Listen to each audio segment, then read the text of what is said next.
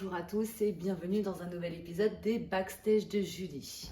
J'espère que vous allez bien parce que voilà, on est vendredi, c'est la fin de semaine, ça sent le week-end. J'espère que chez vous il fait meilleur que chez moi parce que nous on a eu 15 jours de temps magnifique.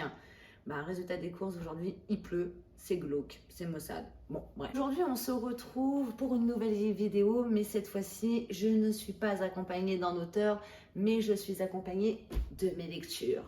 Oui, comme je vous ai expliqué précédemment, l'objectif de cette chaîne, oui, c'est d'aller à la poursuite des auteurs, de faire des interviews, mais c'est aussi de parler de mes lectures et pourquoi pas se conseiller. D'ailleurs, je vous invite à mettre des petits commentaires si dans la sélection que je vais vous présenter aujourd'hui, si vous avez lu des livres, j'aimerais bien avoir vos retours, ou si même vous avez des romans à me conseiller, je suis preneuse.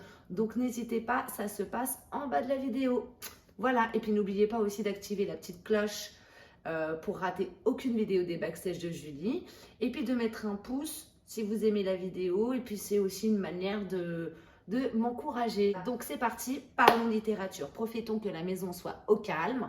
Les enfants sont à l'école, il n'y a pas un bruit. Si vous entendrez peut-être par moment le bruit de la pluie, mais bon, hein, ça donne un petit style, quoi. Un petit arrière-fond, j'aime bien. Alors, pour ce premier vlog, je vous ai concocté des thèmes, des thématiques complètement différentes des unes des autres. Et c'est là où je trouve que ça peut être enrichissant de parler de lectures qui sont complètement différentes. On commence avec un premier roman qui s'appelle Cendrillon balance tout de Sandrine O. Pour moi, ce roman est une chouette découverte. Il est paru aux éditions de L'Opportun en mai 2021. Il fait 288 pages. La couve est déjà bien inspirante, non, vous ne trouvez pas? Ça vous annonce un petit peu la couleur. Cendrillon qui vit dans son royaume enchanté et qui a décidé de rétablir quelques vérités sur les contes de fées. Pour moi, ce livre, il est à mettre dans toutes les mains des mamans et des femmes, et pas que, mais entre autres, parce que on se retrouve. Pour la petite histoire, Cendrillon a 36 ans, profession princesse, mariée à un prince charmant. Elle a 4 enfants de 4 à 12 ans, que des garçons. Elle les aime plus que tout, mais à un moment donné, ça va quoi. Elle adore cuisiner. Merci Picard. Ce qui m'a plu là-dedans, c'est qu'elle mène et elle exprime les scènes du quotidien en version complètement disproportionnée. Pour vous la faire courte, ce bouquin, je l'ai lu dans le métro. Oui, parce que c'est une lecture qui fait beaucoup de bien. Imaginez-vous la scène, je suis dans le métro, assise et je lis et je me bidonne. Et là, je vois les gens autour de moi qui sont en train de se dire, mais elle est complètement frappée. Parce que vous savez, je sais pas si vous connaissez les métros parisiens, mais généralement les gens ils font la tronche quoi. C'est dur. Moi, je me suis bien fendu la pomme avec ça. Ce livre, je vous le recommande tout simplement parce que j'ai aimé. Je trouve que ça change de mes lectures habituelles. Bien les feel good mais à petite dose. Et là, ça n'a rien à voir avec un feel good. C'est vraiment les scènes du quotidien. Et c'est ce qui fait du bien. Parce que comme je vous l'ai dit tout à l'heure, on se retrouve dedans. Donc on se compare, on s'identifie, on a envie de péter les plombs. Puis là, des fois, on a envie de dire à Sandrine, oh, t'exagères Sandrine, voyons, quand même. Mais si, elle a raison, des fois Sandrine, ça se passe comme ça dans la vraie vie. Je peux vous le dire, avec mes 3 terreurs, ça se passe comme ça. Comme vous l'aurez bien compris, donc c'est un roman rempli d'humour. Ce qui est super, c'est que vous pouvez le lire aussi bien en hiver comme en été. L'hiver, quand c'est un peu un temps maussade, glauque, machin, c'est une lecture qui est rafraîchissante. Si c'est en été, écoutez, c'est pas mal aussi de rigoler au rythme des vagues, non? J'avais envie de vous recommander une lecture déjantée. À savoir, Cendrillon balance tout passera en spectacle. Oui, ça a été adapté en spectacle. Elle passe à Avignon du 7 au 30 juillet. Je vous renoterai les dates en bas de la vidéo. Donc voilà pour le roman de Sandrine O, Cendrillon balance tout. N'hésitez pas, soit à le lire, ou alors aller voir le spectacle. Maintenant, je vais vous parler d'un autre bouquin, donc comme je vous l'ai dit, qui est complètement différent. Ça s'appelle Le cas Victor Sommer. Je ne sais pas si vous connaissez. C'est un roman de Vincent Delarue. Il va paraître aux éditions de l'Archipel le 25 mai, donc très prochainement. Pourquoi je vous le recommande? Eh ben, je vais vous le dire, hein, j'étais à ça du coup de cœur. Mais vraiment, j'ai adoré cette lecture. D'ailleurs, vous pouvez voir, il y a des petits post-it et tout, parce que j'ai retenu quelques petits passages très sympathiques et j'aime bien me noter des petites phrases. Le pauvre, il est même corné. Pardon Vincent. L'auteur nous plonge dans un roman noir psychologique aux aspects philosophiques. D'ailleurs, il fait pas mal de références à Freud. C'est une introspection du narrateur. Victor a 33 ans. Il mène une vie monotone qui lui pèse. Il a envie de devenir quelqu'un, mais malheureusement, il est sous l'emprise de sa mère, qui elle est infirme, étouffante, possessive. Enfin voilà, leur relation elle est limite toxique, étouffante, c'est malsain, ouais, voilà quoi. Victor, il a aussi un côté qui est marginal. Il n'arrive pas à se positionner, il se cherche. Il consulte un psychiatre une fois par semaine. Victor, il aimerait vraiment prendre son envol, mais malheureusement, bah, c'est très compliqué avec la mère qu'il a. Jusqu'au jour où sa maman va disparaître, un mystérieux jour, et là, les choses vont changer. Ce récit, pour moi, il m'a tenu en haleine du début à la fin. J'ai trouvé que cette ambiance oppressante, voire étouffante, m'a carrément permis de comprendre ce que ressentait Victor. Et enfin, vraiment, j'étais dans l'histoire, quoi. Enfin, j'arrivais pas à m'en décrocher. Une fois que vous allez l'ouvrir, vous verrez, vous aurez du mal à le poser, ce livre. Hein, sachez-le, hein, il se lit vraiment d'une traite. On peut s'arrêter, mais il se lit quand même très, très bien. Ce que j'ai aimé, c'est qu'en fait, on parle de personnages complexes et que l'auteur arrive à nous décrire parfaitement le portrait psychologique des protagonistes. Il a un talent, il utilise les mots avec justesse, précision. Vous verrez, sa plume, elle est sobre, c'est subtil, c'est incisif, c'est très précis, c'est très intelligent. Il a beaucoup de talent. Ce que j'ai aussi apprécié, c'est qu'en fait, au début, comment vous verrez, l'auteur explique un petit peu, enfin, nous plante le décor et ça monte comme ça, crescendo, en pression. La pression psychologique monte. Et l'avantage, et je trouve que c'est là où l'auteur a été brillant, c'est que le suspense est à son comble. Et moi, personnellement, je n'ai pas vu la fin arriver.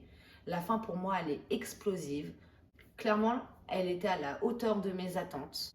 J'ai trouvé que ma lecture avait été déroutante, c'était même perturbant, enfin, c'est troublant, c'est bluffant. Franchement, c'est bluffant. Pour moi, c'est un roman qui est réussi et qui comble mes attentes.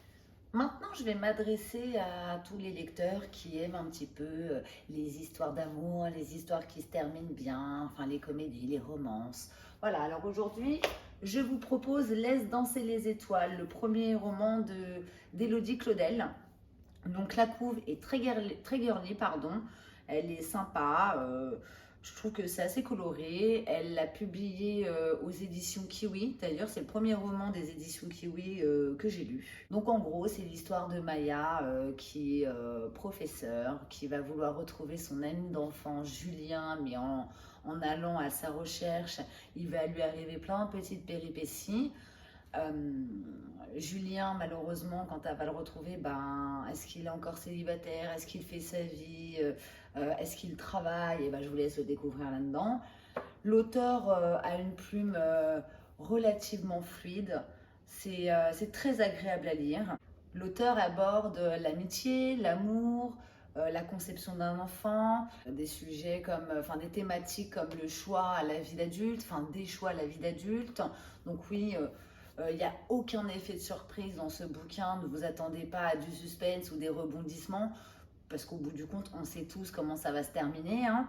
Mais en revanche, c'est une jolie histoire mêlant humour et émotion, et ça en reste une lecture très agréable. Donc si vous avez une petite panne de lecture et que vous avez besoin bah ouais, de rêver un peu et d'avoir la tête dans les étoiles, et ben je vous propose cette lecture. Maintenant, on repasse encore à une autre catégorie de lecture. Donc, je vais choisir Femme en colère de Mathieu Ménégo. Son 5e roman. Et une fois de plus, pour moi, c'est une nouvelle réussite. Je trouve que la couverture est percutante. Le titre m'interpelle, Femme en colère, et puis on va pas se mentir, le résumé, je l'ai lu, il me plaît. Donc j'ai décidé de le lire au mois de mars parce qu'il est paru au livre de poche le 9 mars 2022. J'ai voulu aussi lire Mathieu Ménégo parce qu'il fait partie de mes auteurs chouchous. Alors, Femme en colère est l'histoire de Mathilde Collignon qui est accusée d'un crime barbare qu'elle a avoué, qu'elle justifie et qu'elle réclame elle-même justice. Un jury donc doit trancher du sort de cette jeune femme. Ce jury se compose de 3 magistrats et 6 jurys. À savoir, Mathilde, c'est une femme libre qui est divorcée, qui a 2 petites filles, qui exerçait le métier de gynécologue et qui aimait aussi faire des rencontres et qui assumait aussi d'aimer le sexe. Bon, j'ai envie de dire comme la plupart des femmes. Mais bon, a priori, là, ça va poser souci. Souci parce que Mathilde subit une agression très violente et décide de se venger. En se vengeant, elle ne passera pas par la justice française, pensant en fait qu'elle ne souffrirait plus. Comme dirait le dicton, nul ne peut se faire justice soi-même. Donc Mathilde Collignon va devenir un vrai symbole de la société. #MeToo et elle va être au cœur de toutes les polémiques. Personnellement, je pense que c'est un roman qui se lit d'une traite. C'est un véritable plongeon en apnée. Le lecteur se retrouve en alternant la cellule des accusés où Mathilde va livrer ses émotions, et de l'autre côté, on est en alternance avec la salle des délibérés. Ce que j'ai aimé, c'est que Mathieu Ménégo, dans ce roman, prend soin de décortiquer le portrait de chaque juré et aussi du système de la justice française. 9 hommes et femmes en colère vont porter des arguments contre ou pour Mathilde, ce qui va nous amener à un grand débat. Le lecteur va voir au fur et à mesure 2 clans se former et s'opposer. Donc forcément, la pression va monter au fur et à mesure du procès. Le jury, il s'interroge, il s'exprime, il se confronte. Et franchement, pour moi, c'est encore une fois un livre réussi. J'ai adoré. Mathieu Ménégo sait nous conduire et nous mener à la réflexion et c'est ça qui est intéressant. Une fois de plus, qui réussit avec brio à se mettre dans la peau d'une femme, que ce soit dans l'attitude, dans ses émotions, dans sa façon d'être. Enfin, franchement, Mathieu Ménégo a énormément de talent. Sa plume, c'est un vrai régal. C'est fluide, c'est addictif, c'est prenant, c'est percutant. Moi, j'adore. Pour moi, Femme en colère a été un roman instructif, poignant, passionnant. De toute façon, on va pas se mentir, c'est du Mathieu, quoi. En fermant ce roman, j'avais le sourire aux lèvres. Et si vous l'avez lu, j'ai qu'une hâte, c'est d'avoir votre avis sur la question. J'espère que cette petite sélection vous aura plu. N'hésitez pas à me mettre en commentaire si vous avez déjà lu ces livres. Donnez-moi vos impressions. N'hésitez pas non plus à me recommander des romans. C'est toujours intéressant. Comme vous pouvez le constater, moi je lis un petit peu de tout, je suis assez éclectique. Actuellement, je suis en train de lire L'homme que je ne devais pas aimer. Vous connaissez ou pas? En tout cas, personnellement, j'adore. J'en suis qu'au début. Je suis très imprégnée de l'histoire. On en reparlera dans un prochain vlog. Bon, merci à tous de m'avoir suivi. Et puis, je vous souhaite un très bon week-end. J'espère ensoleillé cette fois-ci. Croisons les doigts. À très bientôt. Salut!